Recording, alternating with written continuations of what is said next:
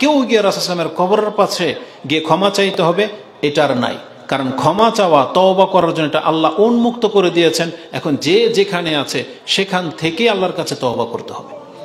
যদি এটা না হতো তাহলে আমাদের যারা বড় পাপী, আমরা নাজাত পেতাম কিভাবে? আমাদের সবাইকে মদিনায় যাওয়া বাধ্য হয়ে যেত, তাই না? জীবন আজ পর্যন্ত শুনছেন যে তওবা করার জন্য মদিনায় যাওয়া লাগে? তাহলে এই আয়াতকে যদি আপনি ফিট করে দেন যে রাসূল ইসলামের যেহেতু এখনো জীবিত, তো তার কবরের পাশে গিয়ে একজন ব্যক্তি গিয়ে ক্ষমা চেয়েছে এবং কবর থেকে আওয়াজ এসেছে, এই তাফসীর সঠিক নয়, একবার স্পষ্ট ভুল ব্যাখ্যা। জেনে নেন, স্পষ্ট ভুল ব্যাখ্যা। কারণ সেখানে কোনো দিন কবর থেকে কোনো আওয়াজ আসবে না, কারণ ওই জগৎটাই ভিন্ন। আল্লাহ রাসূলকে বলেছেন ইন্নাকা লা তুসমিউল মাউতা, আপনি মৃতদেরকে শোনাইতে পারেন না। এই ক্ষমতা রাসূলকে দেওয়া হয় নাই। আর কোনো ব্যক্তি কিভাবে কবরে গিয়ে মুরতাদের কাছ থেকে জবাব পাবে? প্রশ্নই ওঠে না।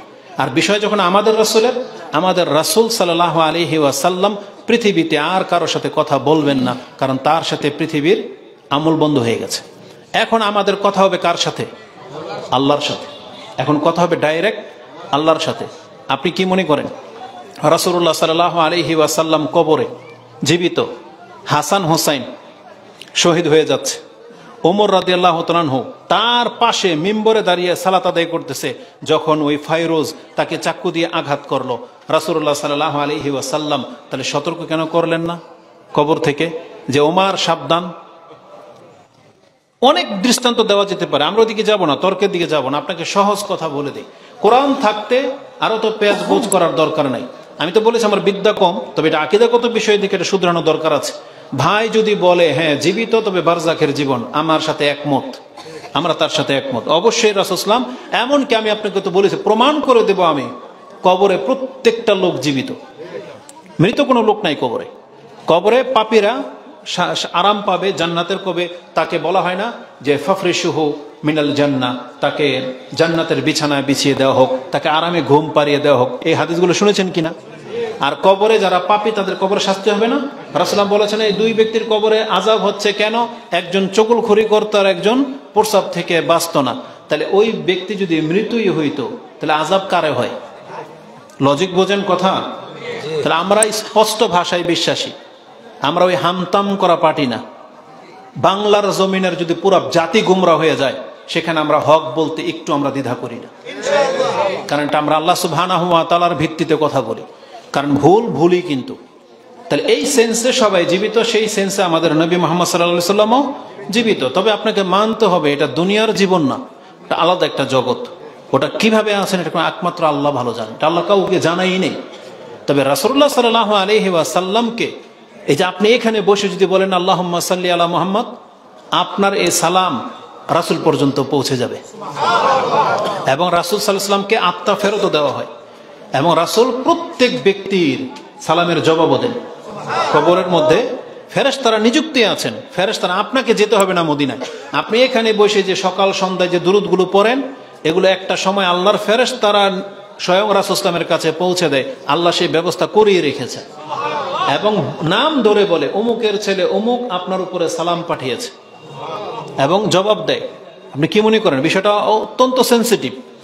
তো কিন্তু আকীদাটাকে ঠিক করতে হবে যে রাসূলুল্লাহ সাল্লাল্লাহু আলাইহি ওয়াসাল্লাম কেন, পৃথিবীর সবাইকে একদিন মরতে হবে। আর কোরআনে এই কথাটা 3টা আয়াতে আল্লাহ রিপিট করেছেন। আমি আপনাকে নাম্বার সহ বলতেছি। সূরা আলী ইমরান 3 নম্বর সূরা 185 নম্বর আয়াত, তাতে আল্লাহ বলেছেন কুল্লু নাফসিন যায়িকাতুল মাউত। সেম আয়াত সূরা আনকাবুত 29 নম্বর সূরার 57 নম্বর আয়াতে রয়েছে কুল্লু নাফসিন যায়িকাতুল মাউত। একই আয়াত সূরা আম্বিয়া 21 নম্বর সূরার 34-35 নম্বরে পেয়ে যাবেন। এখানে বলা হয়েছে কুল্লু নাফসিন যায়িকাতুল মাউত, মানে প্রত্যেকটা নাফসকে মৃত্যুর স্বাদ গ্রহণ করতেই হবে। তাহলে আমাদের নবীকে কি নাফস দেওয়া হয়নি? তাহলে যেই নাফস তিনি প্রাপ্ত হয়েছেন মানুষ হিসেবে, সেই নাফসের মৃত্যু ঘটে গেছে, যেহেতু এটা কোরআন থেকে সাব্যস্ত। আর আল্লাহ সুবহানাহু ওয়া তাআলা সূরা জুমার 39 নম্বর সূরার 30 নম্বর আয়াতে বলেছেন ইন্নাকা মাইয়িতুন ওয়া ইন্নাহুম মাইয়িতুন, হে নবী আপনিও মৃত তারাও মরবে। আপনি মৃত এবং তারাও মরবে। কেন আল্লাহ সুবহানাহু ওয়া তাআলা রাসূল সাল্লাল্লাহু আলাইহি ওয়াসাল্লামের জীবদ্দশায় এই আয়াত নাজিল করলেন? কারণ এটা তো কোরআনের আয়াত। আর রাসূল ইন্তেকাল করলে তো আর কোরআনের আয়াত যে কিভাবে প্রমাণিত হবে, বুঝেন না? রাসূলুল্লাহ সাল্লাল্লাহু আলাইহি ওয়াসাল্লাম ধরেন ইন্তেকাল করে গেলেন, কোরআন নাজিল বন্ধ হয়ে গেল। এখন আবু বকর যদি বলেন যে এটা কোরআনের আয়াত, আমরা মানতাম? কেউ মানতো না। তো এই জন্য রাসূল সাল্লাল্লাহু আলাইহি ওয়াসাল্লামের জীবদ্দশাতেই সেই ভবিষ্যৎবাণীর আয়াতটা রেখে দেওয়া হয়েছে, যেটা আপনার ইন্তেকালের পরে পাঠ করা হবে। তার মানে এর অর্থ আপনার ইন্তেকালের পরে সেটা জাতি বুঝতে পারবে যে হ্যাঁ, আমাদের নবী মুহাম্মদ সাল্লাল্লাহু আলাইহি ওয়াসাল্লাম ইন্তেকাল করেছেন। এই জন্য কোরআন আয়াতে সেটা রেখে দেওয়া হয়েছে। সবচেয়ে চমৎকার আয়াত এই ক্ষেত্রে সূরা আম্বিয়া 21 নম্বর আয়াতের 21 নম্বর সূরার 33 কত বলেন 34-35 নম্বরে আপনি পেয়ে যাবেন। তাতে কি আছে জানেন? আল্লাহ একটা এক্সাম্পল দিয়েছেন। আল্লাহু আকবার। চিরঞ্জীব, হাইয়ুল কাইয়ুম, এটা একমাত্র কার গুণ? আল্লাহর গুণ। আল্লাহর গুণ। আল্লাহ সুবহানাহু ওয়া তাআলা ধরেন এটা মুহাম্মদ সাল্লাল্লাহু আলাইহি ওয়াসাল্লাম, মানে এখন রাসূল সাল্লাল্লাহু আলাইহি ওয়াসাল্লামের সাথে আল্লাহর কথা হচ্ছে। আল্লাহ বলতেছেন, ওয়ামা জাআলনা লিবাশারিন মিন ক্বাবলিকাল খুলদ, হে নবী, আমি আপনার পূর্বে যত নবী রাসূল এসেছেন কাউকে আমি চিরস্থায়িত্ব দান করি নাই। মিন ক্বাবলিকাল খুলদ মানে পৃথিবীতে তারা চিরস্থায়ী হয়ে যাবে, আপনার পূর্বে এই মর্যাদা আমি আর কাউকে দেইনি। মানে আদম থেকে নিয়ে শুরু করে যত মানুষের জন্ম পৃথিবীতে হয়েছে সবাইকেই মরতে হয়েছে। ওমা জাআলনা লিবাশারিন মিন ক্বাবলিকাল খুলদ, কথাটা আবার মনে রাখেন যে আপনার পূর্বে এটা আমি কাউকেই দেই নাই। আফা ইম্মিত্তা, এখন আপনি যদি মরে যান, ফাহুমুল খালিদুন, আপনার পরে যারা পৃথিবীতে আসবে তারা কি চিরস্থায়িত্ব পাবে? তারপর আল্লাহ বলেছেন কুল্লু নাফসিন যায়িকাতুল মাউত, প্রত্যেকটা মানুষকে মরতে হবে। তার মানে অমর হওয়া, চিরকাল বেঁচে থাকা, এই মর্যাদা, এটা এমন একটা মর্যাদা আল্লাহ বলেছেন যদি এই মর্যাদা কোনো ব্যক্তি পাওয়ার হক রাখে তাহলে সেটা আপনি হক রাখেন। মানে এটা আমাদের নবী মুহাম্মদ সাল্লাল্লাহু আলাইহি ওয়াসাল্লামই পাওয়ার হক রাখেন, কিন্তু আল্লাহ বলেছেন যেহেতু এটা আপনাকে আমি দেব না, এই জন্য আপনার পূর্বে এটা আমি কাউকেই দেই নেই। আর আপনি যেহেতু পেলেন না, আপনার পরে এই মর্যাদার কোনো ব্যক্তি পাবে না।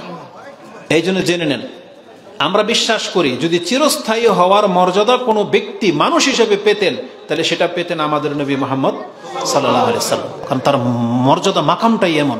কিন্তু আল্লাহ বলেছেন না, যেহেতু এটা আপনাকে দেই নাই বা দেব না, এই জন্য আপনার পূর্বে আমি এটা ইব্রাহিমকেও দেই নাই, ঈসাকেও দেই নাই, মুসাকেও দেই নাই। ঈসা আলাইহিস সালাম কিন্তু জীবিত, কিন্তু আল্লাহ বলেছেন যেহেতু এই মর্যাদা কেউ পাবে না, এই জন্য আবার ঈসাকে আমি দুনিয়াতে নিয়ে আসবো, আবার সে এখানে মৃত্যুবরণ করবে, তারপরে হাসরের মাঠে উঠবে। বুঝেন? এটা আমাদের নবীর মর্যাদা। যেহেতু এই মর্যাদা আল্লাহ রাসূলকে দেন নাই, এই মর্যাদা কেউ পাবে না।